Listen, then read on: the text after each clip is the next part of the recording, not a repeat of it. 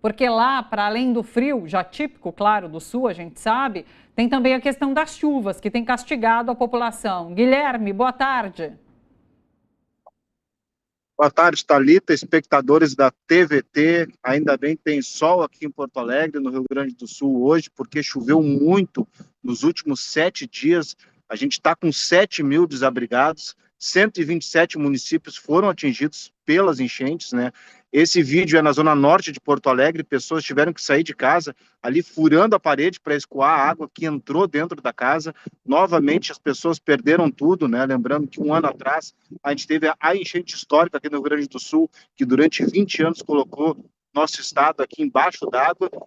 O governo federal enviou muitos recursos para cá, né? Foram bilhões e bilhões, porém, tanto o poder estadual quanto o municipal deixaram a desejar, e agora, novamente, as pessoas perdem tudo. Quero dar um exemplo aqui para quem está nos assistindo. O município de Cachoeira do Sul fica a cerca de 2 horas aqui de Porto Alegre. O rio que passa por lá, a média dele é 18 metros, né? Para ele estar cheio. Ele chegou a 28 metros, né, nesse final de semana. Então, 600 pessoas ficaram desabrigadas em Cachoeira do Sul. Santa Maria também foi muito forte. Santa Cruz do Sul também subiu muito o rio. E aqui em Porto Alegre, muita apreensão com a subida do nível do Guaíba, né? Esse grande lago que ele passa aqui por toda a capital, né? E foi ele que entrou Porto Alegre adentro no ano passado. A média do Guaíba, Thalita, é 2,6 metros. O Guaíba já ultrapassou os 3 metros, né? 3 metros já é muito sério, muito preocupante.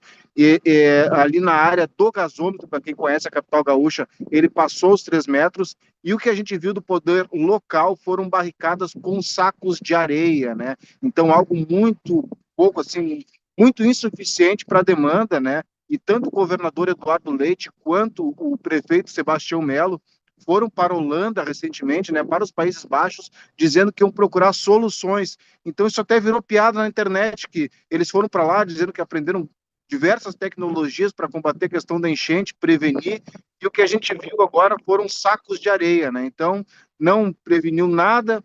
A gente segue com algumas questões aí bem atrasadas, como a limpeza dos bueiros. Esse vídeo que a gente está vendo na Zona Norte de Porto Alegre, isso não é água de inundação, não é água do Guaíba que entrou em Porto Alegre, é água voltando dos bueiros. Então, a limpeza cloacal, a limpeza dos bueiros não foi feita. Coisas simples que deveriam ter sido feitas nesse um ano não foram. É por isso que a água voltou no bairro Sarandi, que é um dos maiores bairros aqui de Porto Alegre, e tomou a casa dessa moradora, como a gente está vendo. Agora, ao que tudo indica, vai parar um pouco essa chuva. Preocupa a questão do vento, né? Porque ele represa, então está vindo um vento norte que vai represar um pouco essa água. Então a gente vai seguir aqui no estado com um nível de água muito elevado. O Rio Grande do Sul é um estado que tem muitos rios, que tem uma correnteza muito forte, né? E é por isso que a gente teve 4 mortos aqui, Thalita. Nessa enchente agora, dessa semana que passou, 4 pessoas morreram. Uma mulher foi arrastada enquanto estava no seu veículo. Um político, inclusive, que é o presidente do Podemos aqui de Sapucaia do Sul, município vizinho de Porto Alegre, estava se deslocando na região metropolitana e uma árvore caiu no carro dele. Um outro homem também estava atravessando uma ponte e essa ponte o rio levou, né? Então, são 4 mortos contabilizados até agora, um desaparecido com essas grandes enchentes e essa água que corre com muita força aqui no Rio Grande do Sul, rios que descem serra abaixo e levam tudo, né? Então, foram dias aqui de muita preocupação. Agora a gente está com sol, está frio, né? A temperatura baixou um pouco depois dessas chuvas.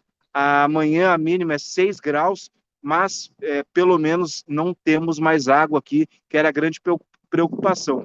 Mais 1 ou 2 dias e provavelmente a gente ia ver aqui no Rio Grande do Sul cenas muito parecidas com as que a gente viu um ano atrás, e sendo que em alguns municípios a gente viu sim cenas exatamente iguais ou até piores. Em Cachoeira do Sul, como eu citei agora há pouco, a enchente desse ano, agora dessa semana, foi pior do que a do ano passado, né? O rio subiu 10 metros, 28 metros, levando tudo, né? Então, muitas pessoas desabrigadas aqui no Rio Grande do Sul e que, um ano depois da enchente histórica, vão ter que reconstruir tudo de novo, Thalita.